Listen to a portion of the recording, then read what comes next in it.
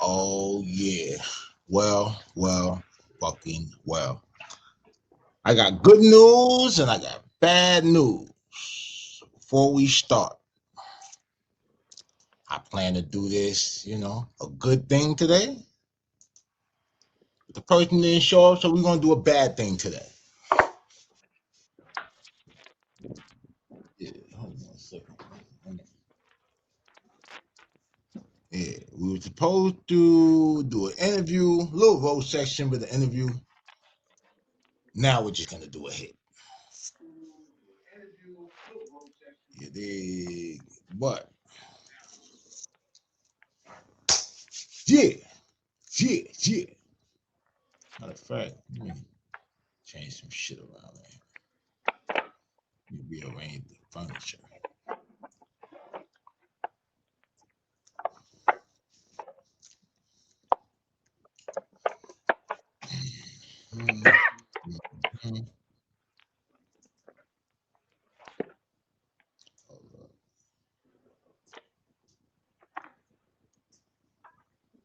Bow. I had to get my LSU colors on for this shit.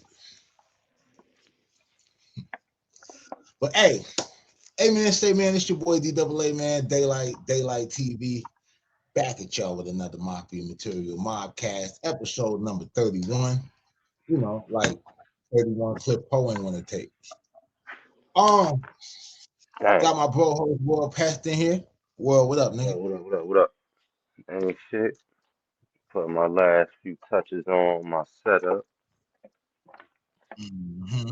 Yeah, I'm over here scrolling up and shit. Thought I was gonna see. Thought we was gonna be able to roast countess tonight. Huh? So I thought we was gonna be able to roll the countess tonight. Yeah, well, bro was gonna come on here allegedly and do like an interview. Like, he wanted to pop his shit just because we be popping shit. But, again, the nigga couldn't keep his word. Listen, let me explain to you. I paid this nigga to do, really, I wanted him to do a mixtape. He insisted that we do this whole consultation call or whatever. The consultation call was $25, right? I'm so in a hurry to get my shit done. I sent the nigga 50 just so he kind of get the bright idea. You know what I'm saying? Like, listen, nigga, I'm trying to do something. All this little, like, sitting class shit, you know what I mean? You should figure out how the fuck I got through my last 3 years of high school. You know what I mean? So, that was that. So I just kind of figured that it was a long shot. You understand what I'm saying? This nigga tend to only like rappers who got drug problems or have been molested.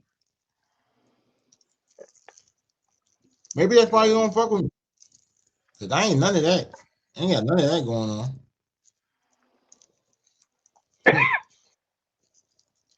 I was the reason some nigga couldn't kick their drug problem. That nigga from Louisiana, you know about that dog food. But yeah, so since I can't interview, we're gonna cook. So yeah, this is how we're gonna start, but this is how it's gonna go. All right. Now, Earl, like I should have known, you probably wasn't gonna show up and stand on business because, like I was explaining, you ain't stand on business when I sent you this, and it was double what you asked for. I really, whatever, was sitting here and shit like that. I had 500 waiting for you, whatever, just to hold the fucking tape.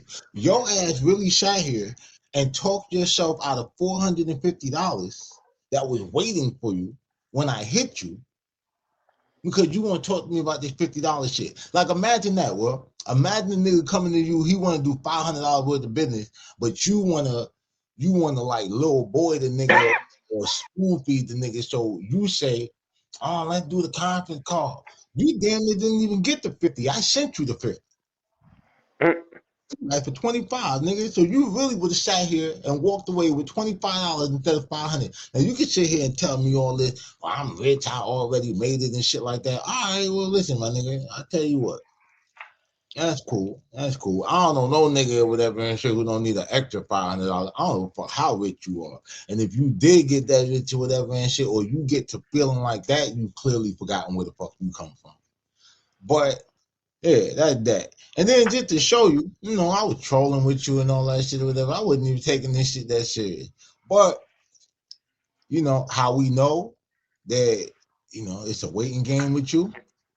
Because this was the first meme I did when I decided to go public about your ass or whatever not paying me that bread. Waiting on DJ Ya BoyEarl's phone call after enrolling in New Power for All. Yeah, that was your name of your class, New Power for All. All right? Nigga be dead. Dead.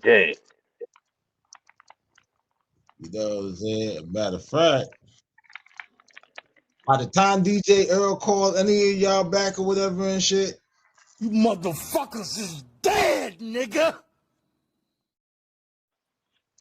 I'm trying to tell you. Yo. That nigga can't return a call for shit.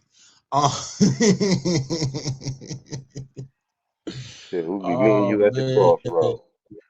Hell, I told you I stay ready, so I ain't got to get ready. And I'm gonna show you how ready I was after I finished cooking your dumb ass. Like, it's gonna be crazy. Remember I said, does this nigga look like the Temu Charleston White? Yeah. Well, I ain't lying to you. Yo, don't you notice or whatever and shit is kind of weird, but like certain regions in the South, it's like all of these niggas be having the same head sometimes. They be having Like the if you same great think grandfather. about Yo Gotti head, think about Finesse 2-time head. I'll wait. Earl got the peanut, Charleston White got the peanut. And they got that old Charleston White picture. Listen, man. I said that Charleston White looked like the crypt keeper. Like, Earl, you not as burned out as you Charleston White with 2 eyes, nigga. Hey, you want to know something? To make sure that you was Charleston White with just 1 eye, that's the motherfucking reason why.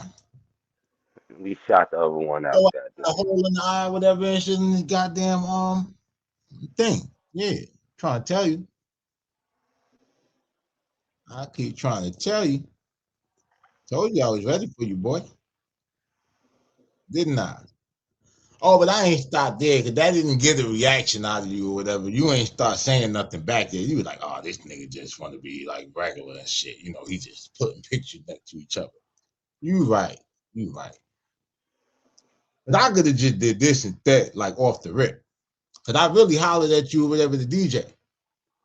Now, the thing about it is, you see the logo right there, whatever and shit, where it's like the eggplant and the sausage? Yeah. Yeah. So, listen. The name of DJ Ya BoyEarl, his old company, or the company he had back in the day, was called Chicken and Watermelon, right? So I said, nah, fuck that. I said, we're going to go, let's see, use a faggot. We're going to go sausage and eggplants.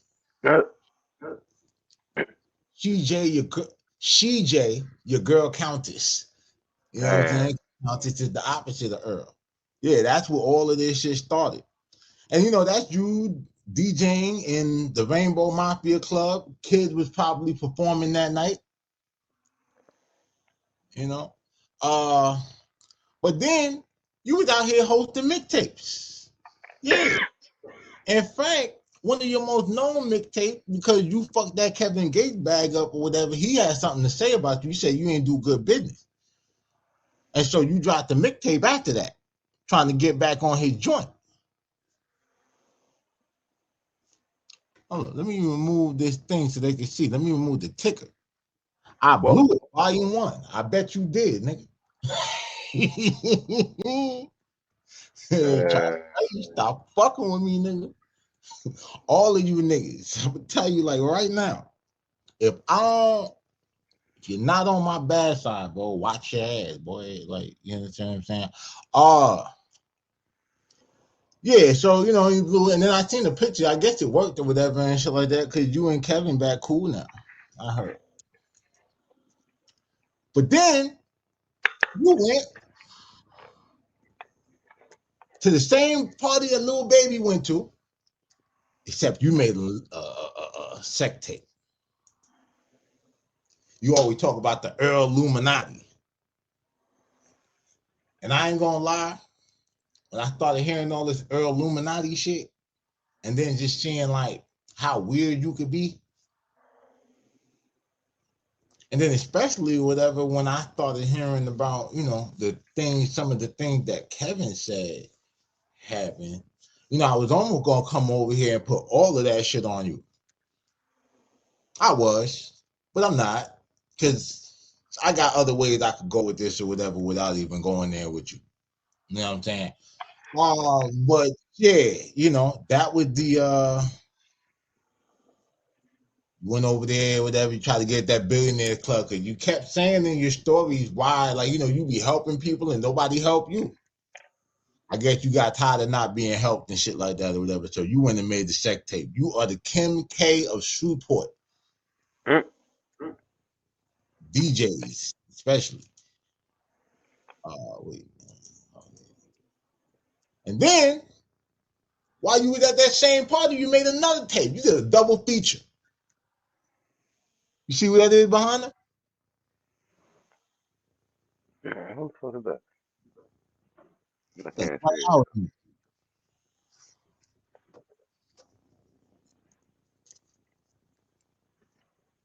out. Yeah, Earl.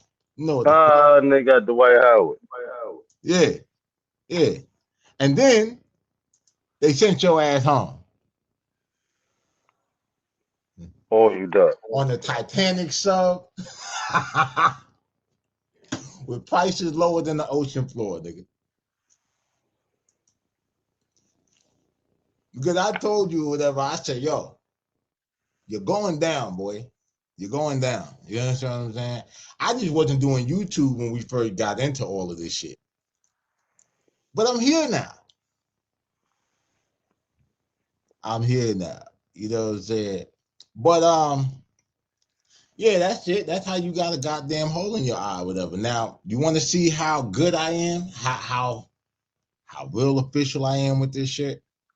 All right, watch this. To show you that I just wasn't on bullshit with you, this was going to be the good show.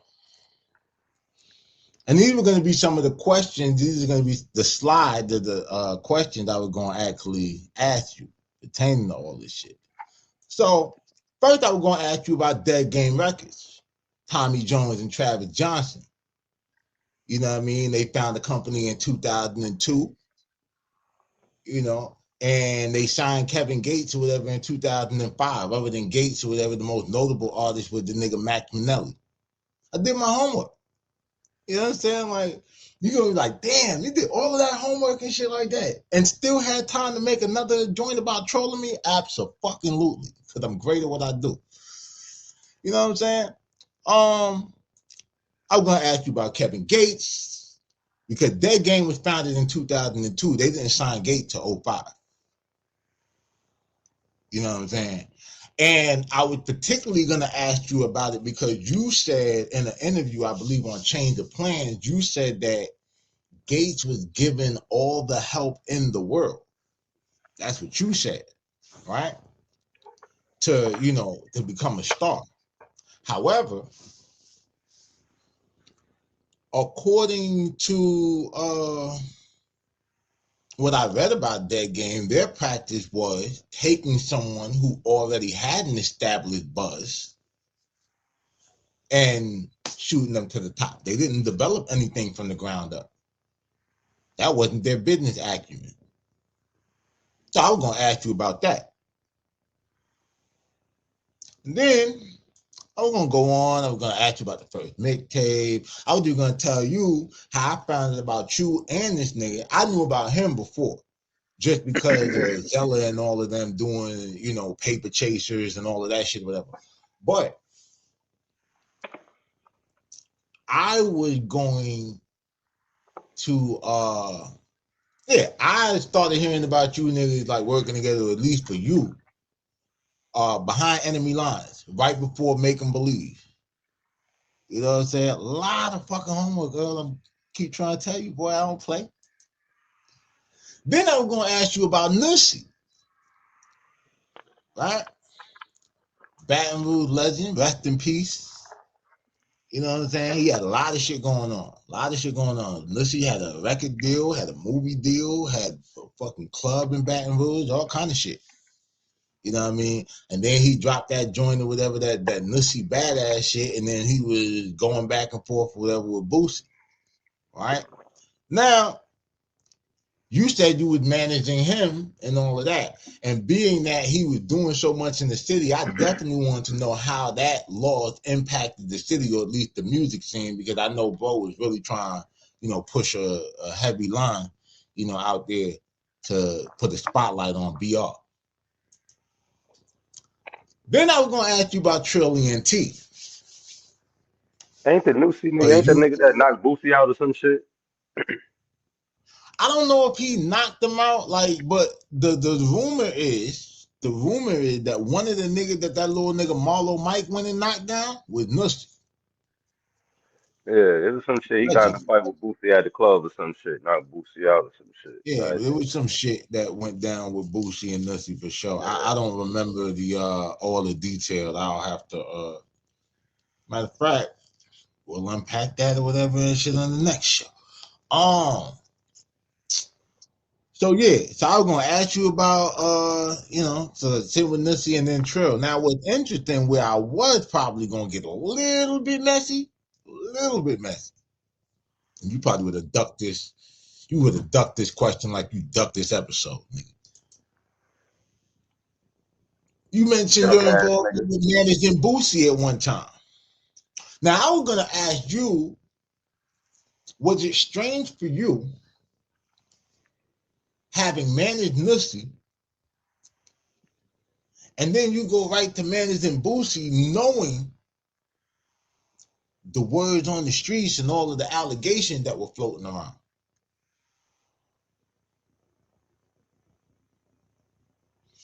Just a thought. Just a thought. I mean, if I'm messy for asking it, nigga, you're messy for doing it, ain't you? Yeah, because these niggas definitely had an issue and all that, right? So that was my next question. Then, since we was on the subject of Trill, I was gonna ask you about Lil Fat, particularly about whether you feel that Lil Fat was the blueprint for that YN culture in BR. You know, the Young Boy, the Fredos, you know, and all of that, right? So that was one question. You know, we could have like definitely did a whole spill on Fat. You know, speaking of Young Boy, you know, I was gonna cut into that, the influence. I was gonna ask you if you had any, you know, hand. You said it ain't an artist in Baton Rouge who you haven't had some type of, you know, involvement with. I was gonna ask you about that. I know you're involved with Fredo. I was gonna ask you about Tech and Maine, how you felt about what they're going through, because clearly the shit with Youngboy and Fredo had kind of spilled and split the whole Spider Nation apart. I was gonna ask you about that shit too. And then that was gonna be the end of the interview. I was gonna ask you some shit earlier about, you know, what it was like growing up in Shreveport and all of this shit. So all of this shit was planned out, nigga. Like I said, when I did this shit, it was either going to be an interview or a motherfucking hit. And you picked the hit. In fact, I'm actually surprised. I don't know what happened to you. Because your win as far as what are these?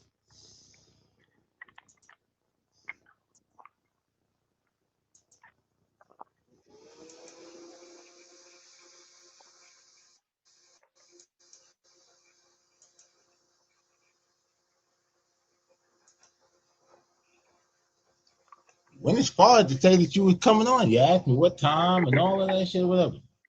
I told you 10 o'clock, but you're always late. I guess you was on nigga time today, you know. But yeah, man, you know, it happened to you. It happened to the best of niggas. Now you just gotta lie with the rest of niggas. Get your rest, my nigga.